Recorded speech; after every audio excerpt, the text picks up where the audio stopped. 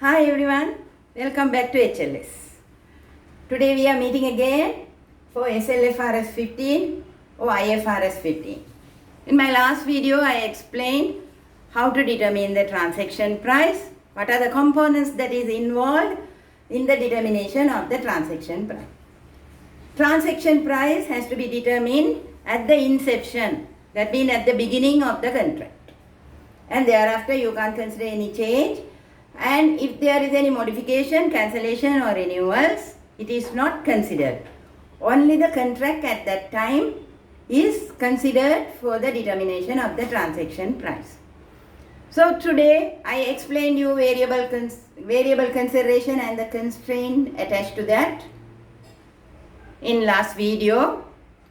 And today we are going to discuss the second component, existence of the financing component, if there is any. So what is the financing component that we are talking about today? It is the time value because of the time difference that exists between the time of payment and the time of delivery of goods or services.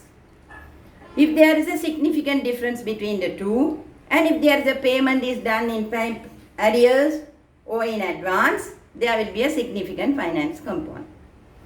And this significant finance component can be assessed by three factors. One is the cash selling price, the difference between the cash selling price and the consideration agreed by the parties. Number two, the date of transfer and the date of payment of the goods and services, and the market interest rates. We have to consider these three factors in determining the effect of any significant financing component. Now I explain it with a practical example. For example, if you have a project or if you have agreed a contract, that is, you are building up a machinery and delivering it to the customer. That's the contract. So you have signed the contract on 1st January 2020, we will see, and you are going to deliver it on the 1st January 2022. There is a 2 years gap that you are going to do it between them. And the agreed transaction price at the time of delivery after 2 years, maybe it's 5 million. We'll take it as a 5 million price. And you have to start building up the machinery. So when you start building up the machinery, you will start incurring the expenses. You need to finance the project. So you need money. Naturally, you need money. Where do you find it? You will have to go for a bank. That is one option. If you go to a bank or a lending institution, they will charge you an interest. And that interest has to be charged to the customer in turn, and the transaction price will go up. That you have to determine the transaction price, including that interest cost. Instead, that you ask the customer, you pay me something in advance, or you pay me the consideration in advance. There can be so many ways of negotiating the transactions. There are so many combinations negotiating the transactions. So the customer agreed to pay 4 million upfront. We will see an example in identical terms. He is paying 4 million. So what happens? There is a significant financing component the entity is estimating, because this 5 million is the cash selling price. And what is the consideration agreed was 4 million. That is, if you pay it now, then there is a difference. The difference between the cash selling price and the consideration received is known as the finance component. So this finance component can be as per the terms in the contract. You can agree a term that, okay, this project will cost 5 million. If you pay me after 2 years when I am delivering the machinery, you pay me 5 million. Or otherwise, you pay 4 million now. That is the contract agreement. So that means the entity will come into conclusion, okay, there is a finance component because he is paying money in advance. So this contract includes an interest component. It is implied. Implied means it is not explicitly stated. That means it is not openly stated, but it is implicitly, it is implied. It is hidden in the contract. So when you see the contract, you know, okay, you have a finance component. If you work out that interest, it can be 10%, 12% or something like that. Whatever it is, you can work out the interest rate implied in the transaction contract. But at the same time, if you go to a third party, that means to a bank or a financial institution or somebody else, you pay some interest. So the standard says, your Slfrs 15 or Ifrs 15, the standard says, you should not take the implied rate of interest for calculation. You have to take the market interest rate or the incremental interest rate for the calculation of revenue. For in this example, there is an example that is quoted in your books, several books is quoted, it's a popular example. If you see that the payment terms for this contract is pay now 4 million or pay after 2 years, pay after 2 years 5 million. And if the customer select, okay, I will pay 4 million now. If you work out the interest rate implied, it comes to 11.8%. You can work out and see. If it is a cumulative interest, it comes to 11.8%. That is the difference of 1 million that you are talking about. But at the same time, if the customer, if the entity goes out and borrow, they have to pay only 6%. So the standard says, take this 6% in your calculation. Take this 6% in your calculation. So in your exams, there can be several rates that examiner can give you. So don't worry about that, don't confuse about that. If you are very much confident about the principle in which that you are working on the problem, so you need not to worry and you don't fall in the trap of the examiner, what he has set for you with giving various rates, various information which is not relevant to the problem. So don't get deceived by those things. Don't get scared. Okay, let him give 4 or 5 rates. So you select only the incremental borrowing market rate at the determination of the transaction price, that is at the inception of the contract. So you work out 6%. So if you work out 6%, 4 million into 6% is 240. Then if you add that 4,240 and work out another 6%,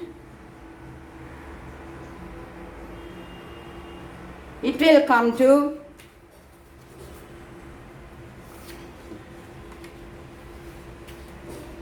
254,000.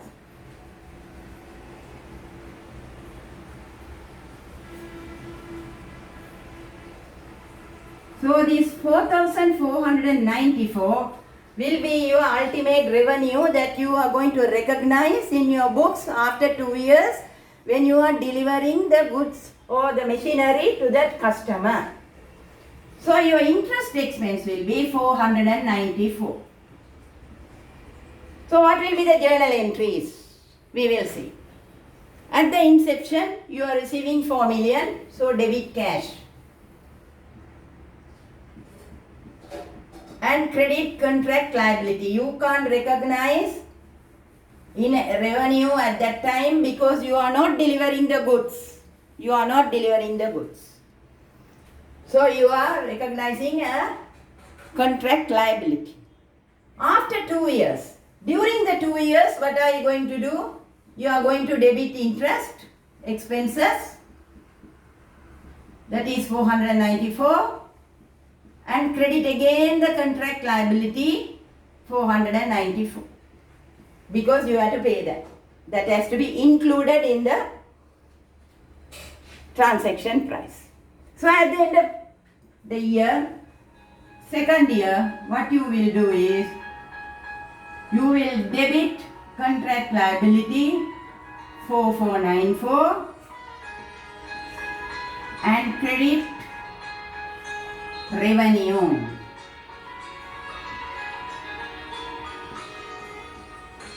You will be crediting revenue at this point when you are transferring the goods and services to the customer. That means that when you are transferring the machinery, you are crediting revenue.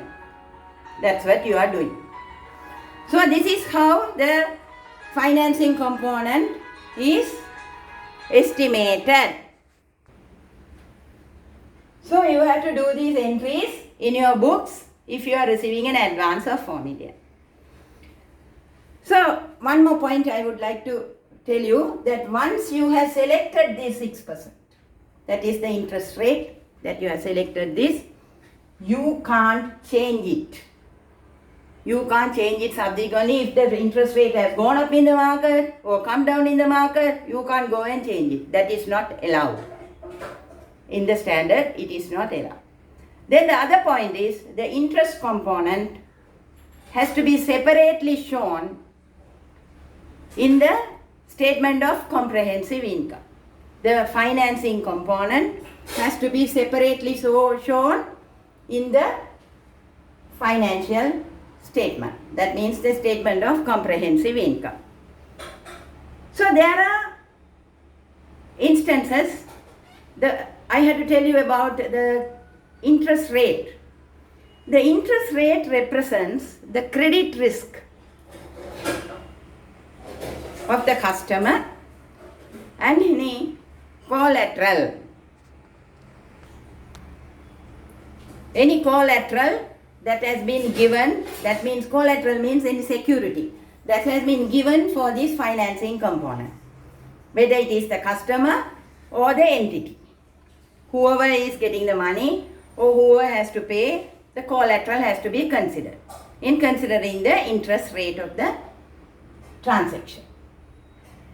Then again, the final point I would like to tell you, there can be transactions like this, but still it won't come under the category of financing component. What are those transactions? The entity may receive an advance payment, but the delivery of goods and services are not at the discretion of the entity, but at the discretion of the customer. Customer decides when to get the goods. So that means that there is no, you can't treat it as a financing component. Examples are prepaid phone card. Prepaid phone cards are prepaid and the customer uses whenever he wants. So you can't decide on the financing component. Then, if the consideration is variable, the substantial consideration is variable, and resolving the variable component is beyond the control of the entity or the customer. So these are examples as sales-based royalties. You can't predict. Customer also can't predict. Entity also can't predict. So if the high variation or variability and it is out of the control of the entity, then you can't finalize a financing component. Then thirdly, if there is any retention money held, if there is a construction contract, and if the customer, it is actually the financing component or the variation, the difference between the payment date, payment consideration and the cash selling price and the date of delivery, all these differences exist for no reasons other than, for any other reasons other than the financing. That means the retention money. For example, because you have constructed a building and the customer is protecting you because you may have made some mistakes. It will come up in 1 or 2 years time. So customer will retain some money against that. So you do the repairs and services as it comes within that 2 years to make sure that your work is good.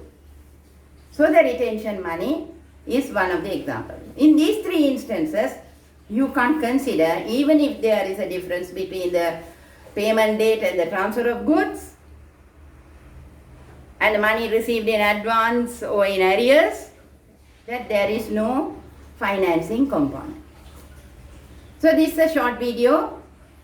You would have understood the principles of financing component. If you have any doubts, you can contact me on 071 628 5734 and you can WhatsApp me if there is anything that you had to clarify, and give your comments in my video. And if you like this video, please subscribe, and we will meet again in the series of Slfrs 15 and Ifrs 15. We will meet again soon. Until then, take care. Goodbye.